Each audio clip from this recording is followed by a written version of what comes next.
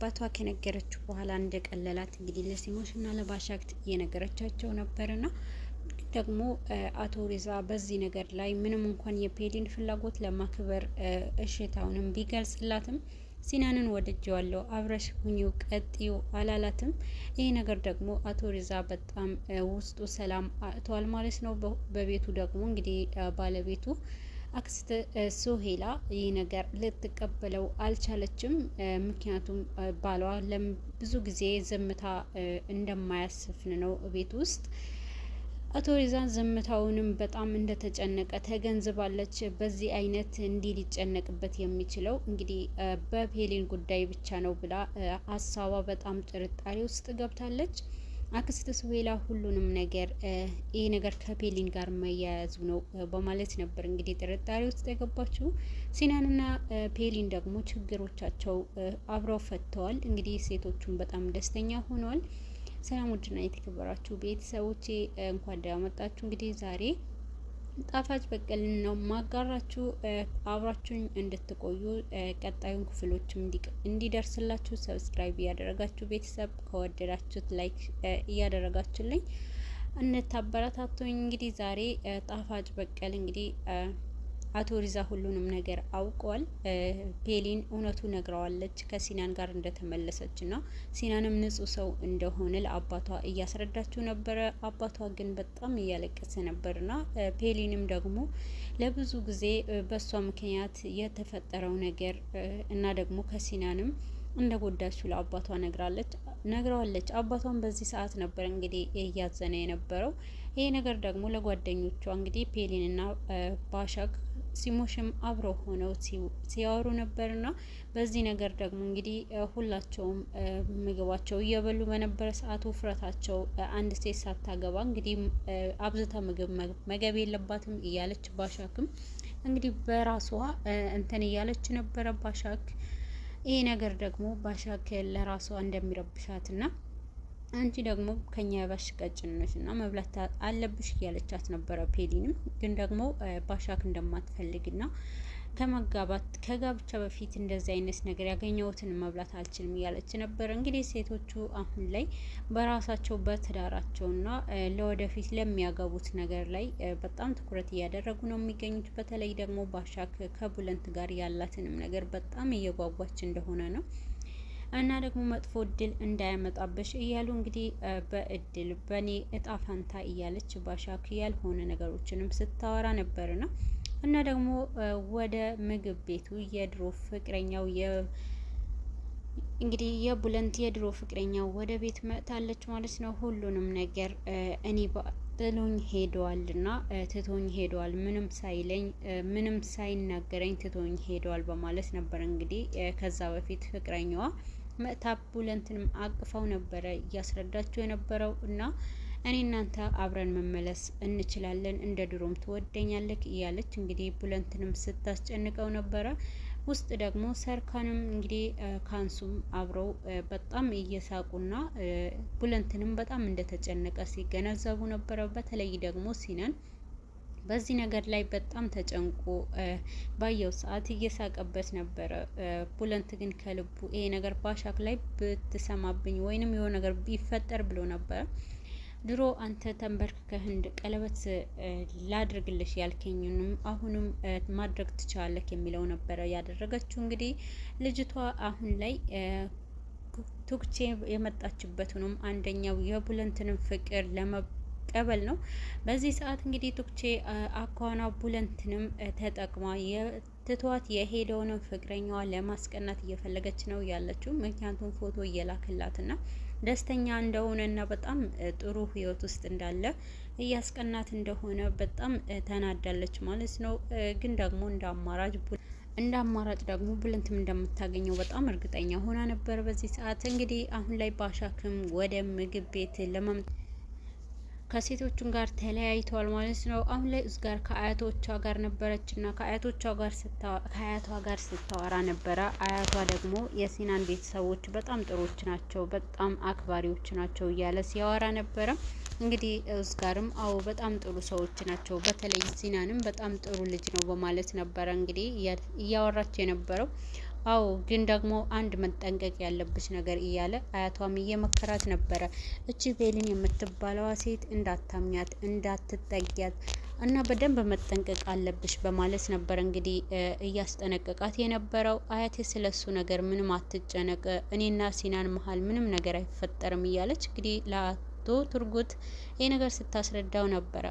እንግዲህ ለአያቷ አንድ ነገር ለምን አያቴ እሷንም አትተዋወቃትም ና ለምን ወደኛ ቤት እራት አንጋብዛቸውም በማለት ነበር ሀሳብ ያቀረበችው። ይሄ ነገር ይቅር ልጄ፣ በባለፈውም ከአባቷ ጋር የተፈጠረው ነገር በጣም ጥሩ ሁኔታ ላይ አልነበረም። ስለዚህ ይሄ ይቅር ቢላትም አያቴ ይሄ ነገር መስተካከል ይችላል፣ እንዳውም አንተም ትረጋጋለክ በማለት ነበር እንግዲህ እንድታሳምነው እና ለሲናንም እንድትነግረው ያደረገችው። በዚህ ሰዓት እንግዲህ አያቷም ተስማምቶ ወደ ሲናን መጥታለች ማለት ነው። ሲናን ግን ቅድሚያውንም አሁን ላይ እንግዲህ ጄዳ መጥታለች ማለት ነው። ጄዳ መጥታ ወደ ምግብ ቤቱ መጥታ ሲናንንም እያስጨነቀችው ነበርና እና በጣም ስለተቸገርኩና እዳ ውስጥ ስለገባሁኝ ነው እያለች ነበርና እሰጥሻለሁ ብዬሻለሁ፣ ለምን ብዙ ጊዜ ምግብ ቤቴ ትመላለሻለሽ እያላት ነበርና ምናልባት ይሄንን በቃ ምናልባት ምግብ ዛሬ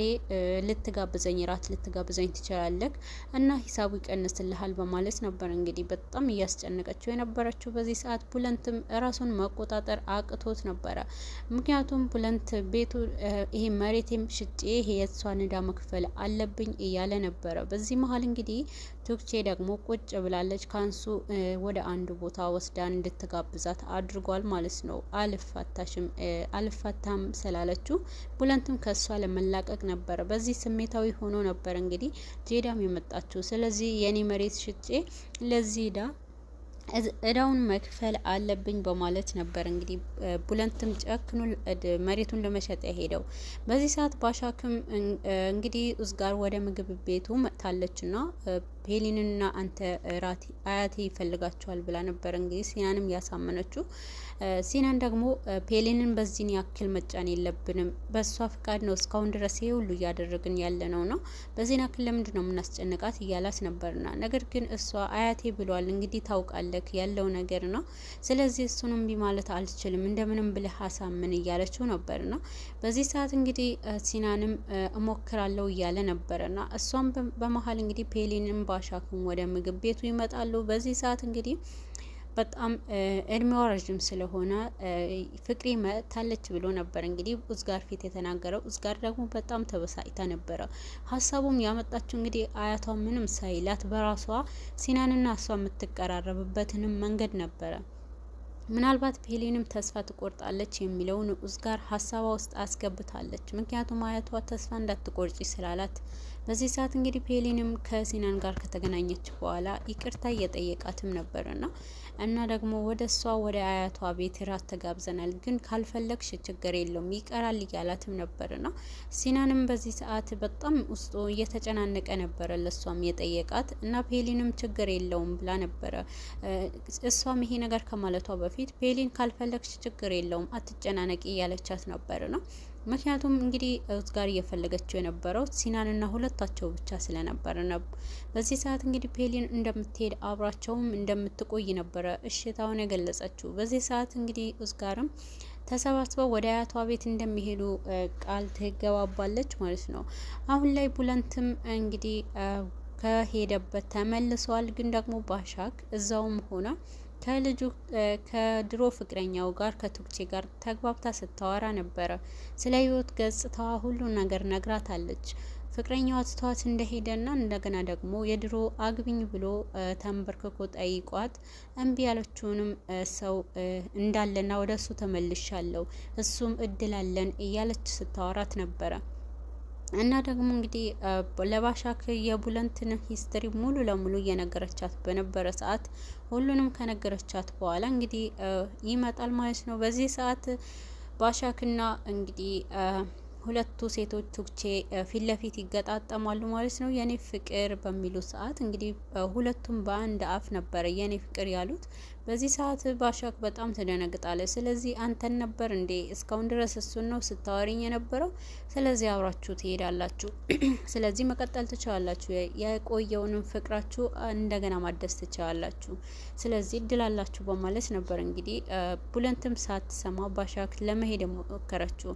ስሚኝ ምንም እንደምታስቢው አይደለም ብሎ ለማስረዳት ሞክሮ ነበርና ባሻክ ግን በጭራሽ እንደማትሰማው ነበረ ትታው የሄደችው። በዚህ ሰዓት እንግዲህ ከሱ ጋር አብራ እንደምትቆይ ነበረ የተናገረችው። ልጅቷም እንግዲህ ቱክቼ በዚህ ሰዓት ባሻክም ትታው ትሄዳለች። ልክ እንደ ሁሌ አትሰሚኝም ትተሽ ሂጂ በማለት ቡለንትም በጣም ይናደዳል። በዚህ ሰዓት እንግዲህ የሄደችው የነበረው ወደ ሲሞሽ ነበረና ሲሞሽና እንግዲህ ከሀካን ጋር ሆነ አሁን ላይ ስህተት ሰርተሻል፣ አንቺ እንደዚህ ማድረግ አልነበረብሽም። ስለዚህ ሲናንን አልሰማሽውም፣ ይቅርታ ቡለንትን መስማት አልቻልሽም። አንቺ ብቻ ልጅቷ ለዚህ ሰከንድ ቁጭ ብላ ስለነገረችሽ ነገር ብቻ አምነሽ እሱንም አስከፋሹ። በአሁኑ ግን እስከ መጨረሻው ልታጭው ትችያለሽ በማለት ነበረ ሀካንም ያስጠነቀቃት።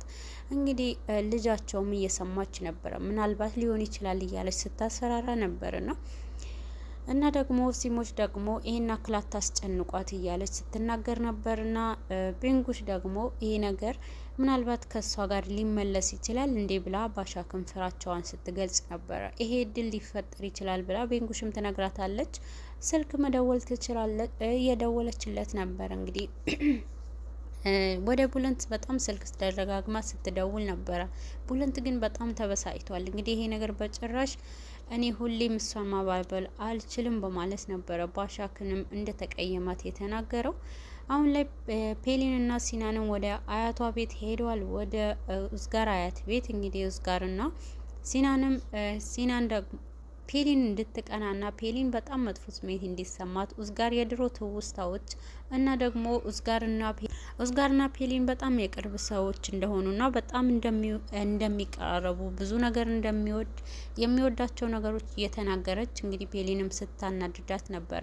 ፔሊን በዚህ ሰዓት ስሜታዊም እየሆነች ነበረ። ሆኖም ግን ምንም ነገር አላስታወቅባትም። በሁሉም ነገር ለማሸነፍ እየሞከረች ነበረ። እንግዲህ ወደ ፈረስ መጋለብ ፈልጋ ይሄ ነገር እናደርጋለን እያለችን በነበረ ሰዓት እና ደግሞ እንግዲህ ይሄ ነገር እንደማትችል ተናግራለች። በዚህ ሰዓት ለማፌዝ ሞክራለች። እንግዲህ እሷ ኡዝጋርም እና ደግሞ ከአያቷ ጋር እንድትቀመጥና ሲናንና እኔ ይሄ ነገር እናደርገዋለን ፈረሱንም እንጋልባለን ብላ ነበረ የወጡት። በዚህ ሰዓት እንግዲህ ፔሊንም ያለ ምንም ፍላጎቷ እንግዲህ ከአቶ ቱርጉት ጋር ቁጭ ብላ እየተጫወተች ነበረ። በዛ መሀል ግን አቶ ቱርጉትንም ስታሸንፈው ነበርና ግዴታ ደግሞ አቶ ቱርጉት መድኃኒቱ መውሰድ ስላለበት ወደ ውስጥ ሲገባ እነሱንም መፈለግ ትጀምራለች። ምክንያቱም መጀመሪያ እነሱም ለመፈለግ አስባ እንኳን 2 ሰዓታት ሆኗቸው ምን ሆነው ይሁን እያለች ተጨንቃ ነበረ።